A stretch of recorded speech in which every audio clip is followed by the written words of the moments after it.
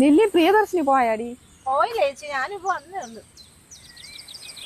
ചേച്ചി ഞാൻ ഒരു കാര്യം അറിഞ്ഞല്ലേ. എന്ത്? ചേച്ചി ഇന്ന് ഡിവോഴ്സ് ആയ ചേച്ചി? നീ എങ്ങനെ അറിഞ്ഞു?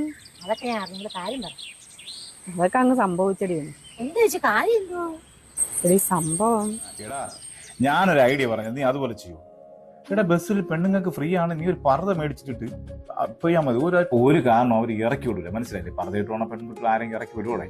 നീ അതുപോലെയൊക്കെ ചെയ്ത് അങ്ങനെ അഡ്ജസ്റ്റ് ചെയ്ത് പോ. എപ്പോഴെപ്പോഴും എൻ്റെ അടുത്ത് ഐഡിയ വെക്കരുത് കേട്ടാ. സർക്കാർ ഒരു ഫ്രീ ബസ് കിട്ട കാരണം മനുഷ്യന് സമാധാനം. ഐഡിയ പറഞ്ഞു കൊടുത്ത് ഞാൻ ചാവാറായി. ഞാനേ നെയ്യാറ്റിങ്കര വരെ പോവുകയാണ്. ഭക്ഷണമൊക്കെ അവിടെ എടുത്ത് വെച്ചിട്ടുണ്ട്. പിന്നെ എപ്പോഴും എന്നെ കിടന്ന് വിളിക്കരുത്.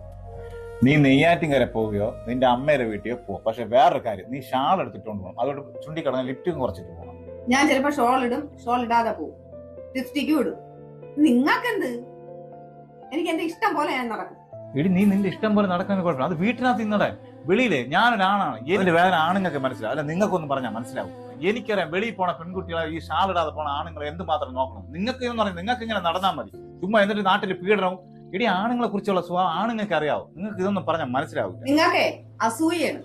ഞാൻ നല്ല രീതിയിൽ ഒരുങ്ങി നടക്കണത് നിങ്ങൾക്ക് കണ്ടുകൂടാ. എനിക്ക് നല്ലൊരു സാരി ഉടുത്തുകൂടാ, നല്ലൊരു ചുരിദാർ ഇട്ടുകൂടാ.